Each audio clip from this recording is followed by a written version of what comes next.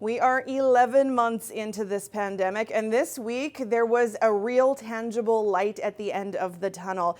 CBC's political affairs reporter Adam Hunter joins me now. And Adam, you got a sneak peek at something that most of us won't get to see for months.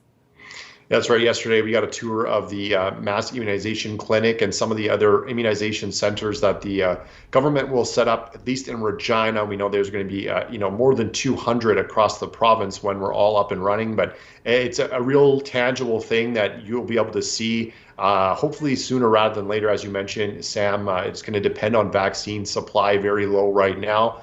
The Premier expects it to ramp up over the next weeks and months, 140,000 more doses he expects from the federal government by the end of March. That won't get us through all of phase one, as we added 11,500 healthcare workers, of course, this week to phase one. That will get us, not near the end of phase one, and it could delay phase two based on how much vaccine we get. But he says the province is expecting maybe 700,000 doses in the middle of the year to help ramp up that vaccination. And it was pretty cool to see where the vaccine clinic is going to be in Regina, one of the mass immunization clinics at Evraz Place in the International Trade Center. It's going to be a really slick setup there, honestly, between that and the drive-through next door. They'll still have drive-through testing, of course. That'll be another place on site. And then the mobile immunization clinics, which is a vehicle, almost like a vaccine on wheels, where you will be able to take it to different communities and get vaccinated where you can't get to a drive-through or mass clinic. And of course, as I mentioned, across the province, the one in Regina is expected to be up and running at the start of March with the drive-through, and then middle of March for phase one, people that are eligible. And again, in phase one, the government will contact you. You don't have to contact them. And then when you get into phase two, there'll be online booking and phone booking for people that want to sign up for a specific time. Adam, the government this week having to do a bit of a delicate dance between really cracking down on the variants that have shown up in this province and getting people to stay home, but at the same time, trying to give people hope. Yeah, Sam, it is a delicate balance. There are people, and I asked about it this week to the Premier and Dr. Shahab, people that are just tired of the current restrictions, and even people that are tired of them and want to follow them.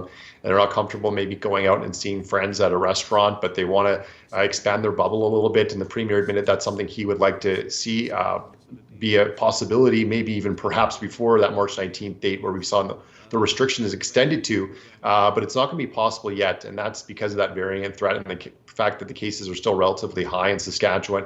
There aren't as many variants, at least detected here in Saskatchewan, as we've seen in other provinces. But there is some changes on the way. The government yesterday announcing that they want to recommend that people traveling outside of the province, within Canada even, and of course internationally, to get tested upon arrival back in the province, and then again after 7 days. They're also recommending this week that people get tested immediately on the onset of symptoms. Previously, they had to wait maybe a couple of days to prevent a false negative. Now they're saying get tested right away if you're symptomatic. That's because they want to detect any variants. And we're only testing, about 6%. They're hoping to get that up to 10% of the variants in the province. And it's taking a couple of weeks to get those results back. So there's not a great sense of how widespread the variants may be in Saskatchewan, but because they're more transmissible and there is fear that they could spread quickly and get us into a third wave, there is a lot of caution being paid right now at the moment in the province. And some of those recommendations about travel and getting tested right away are evidence of that. So interesting that we're going to pass the 1 year mark under these current restrictions. Adam, thanks so much for this. You're welcome. Adam Hunter covers politics for CBC Saskatchewan.